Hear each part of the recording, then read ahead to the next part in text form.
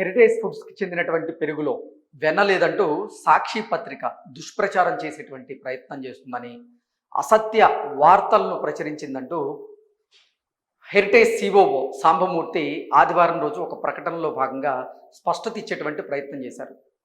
దానికి తోడు heritage foods అత్యున్నత నాణ్యతా ప్రమాణాలను పాటిస్తుందంటూ ఆయన తెలియజేశారు.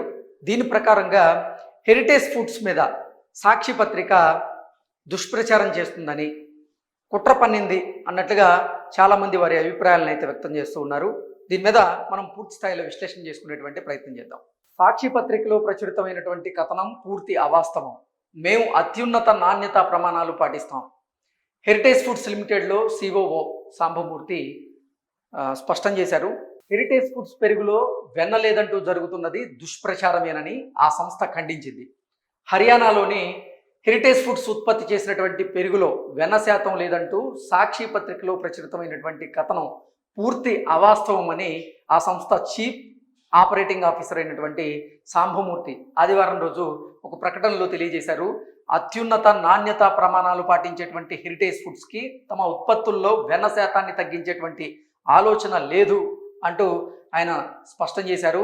వినియోగదారుల్ని, పాఠకుల్ని పక్కదారి పట్టించేటువంటి ఉద్దేశంతోనే సాక్షి పత్రిక అసత్య కథనాన్ని ప్రచురించిందంటూ ఆయన పేర్కొనడం జరిగింది. ఇక గతేడాది డిసెంబర్ 18వ తేదీన జారీ అయినటువంటి నోటీస్ పైన గురుగ్రామ్లోనే ఫుడ్ సేఫ్టీ అప్పీలేట్ ట్రిబ్యునల్లో అప్పీల్ చేసినటువంటి హెరిటేజ్ ఫుడ్ స్టే ఉత్తర్వులను అయితే పొందడం జరిగింది.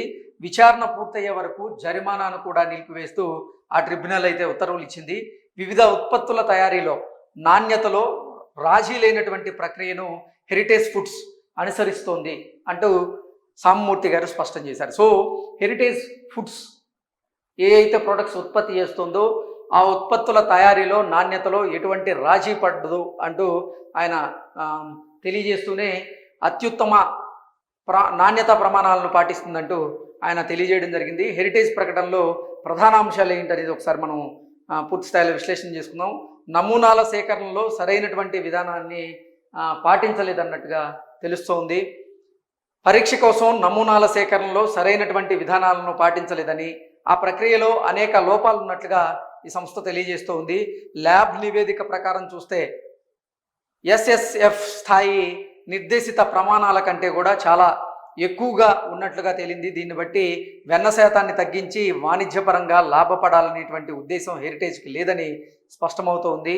మా సంస్థ ప్రతిష్టను దెబ్బతీసేలాగా, తప్పుదావ పట్టించేలాగా ఉన్నటువంటి దుష్ప్రచారాలను ఎవరు విశ్వసించొద్దంటూ కూడా హెరిటేజ్ సంస్థ సిఓఓ సాంబమూర్తి గారు అయితే తెలియజేస్తూ ఉన్నారు. దీని ప్రకారంగా చూసుకున్నట్లయితే నిజంగా హెరిటేజ్ ఫుడ్స్కి చెందినటువంటి పెరుగులో వెన్న శాతం లేదంటూ సాక్షి పత్రిక ప్రచురించినటువంటి వార్త ఏదైతే ఉందో దాంట్లో అసలు వాస్తవం లేదు. అది పూర్తిగా అవాస్తవం.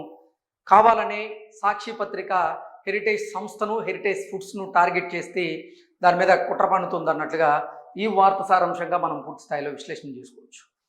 Thank you so much.